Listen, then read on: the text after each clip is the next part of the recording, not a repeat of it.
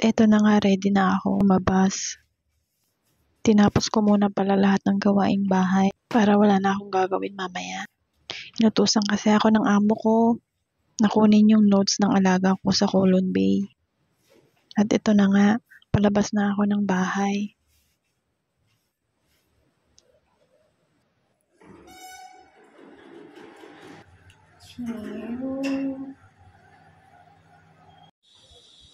At dito nga yung baba ng building namin.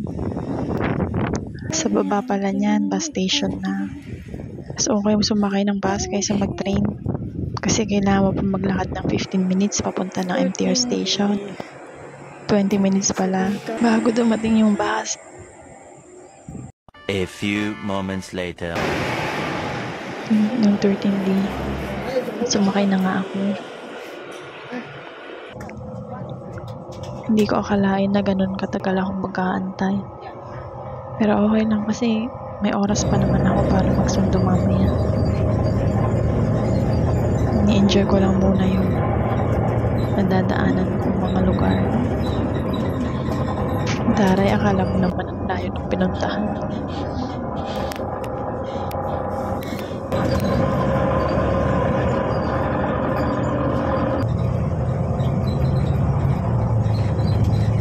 Next station nga ako, bababa na.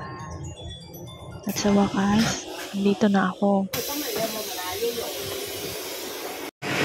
Siyempre, lakad-lakad muna tayo. Mainit pero mahangin. Na malamig. Hindi ko maintindihan yung weather dito sa Hong Kong. Parang yung feelings niya. Paiba-iba. What yun? Pagliko ko nga nakita ko si Bubuyog. Siyempre, hindi yan ang pinunta ko dito. Ito na nga, tumawid na ako.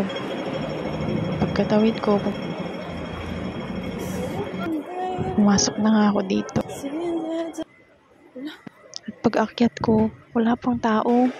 Tapos nung chinek ko yung schedule, alas 2 pa pala.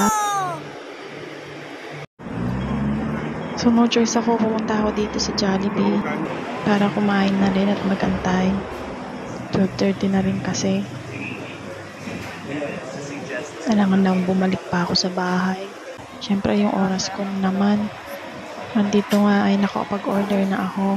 Inaantay ko na lang. At siyempre ito na. Ayaw ko sanang magpagastos eh. Kaso no choice. Wala nang pabayaan ko sarili ko. Wala na nag-aalaga, tapos papabayaan ko pa. Hala.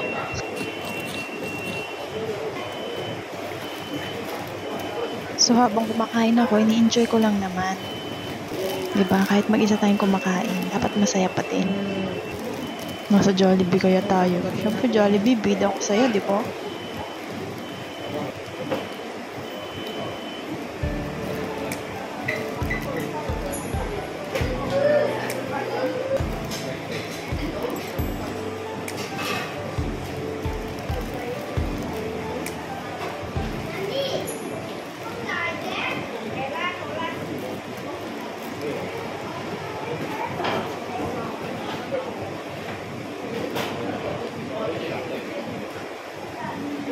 Two hours later. Tong 2 o'clock, ayan, nakuha ko na. Siyempre, pabalik na ako ng bahay. So, kailangan ko magmadali. At yun na nga, nakasakay na. 7 minutes na ako nag-antay. At siyempre, habang nasa bus, kuha lang ng konting videos. At ito na nga, nasa kuntong na ako.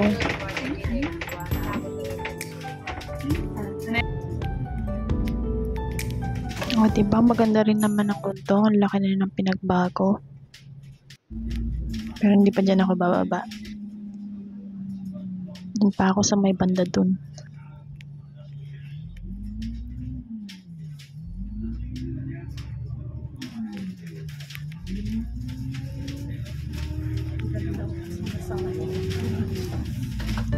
At yan na nga yung market ng Kuntong. Yan.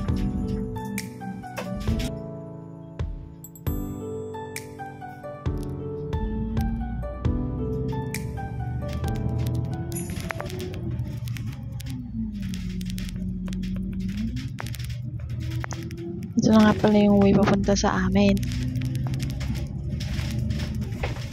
At syempre, bababa na ako dito sa Wallach Estate.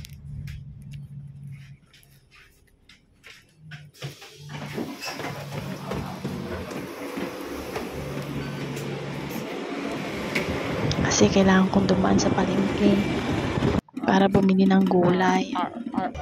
Bilihin pala dito sa Kuntong mura. Promises, walang halong biro. At nakabili na nga ako. Ayan na. Taglakad na ako pa uwi. Diyan pala yung papunta sa building namin.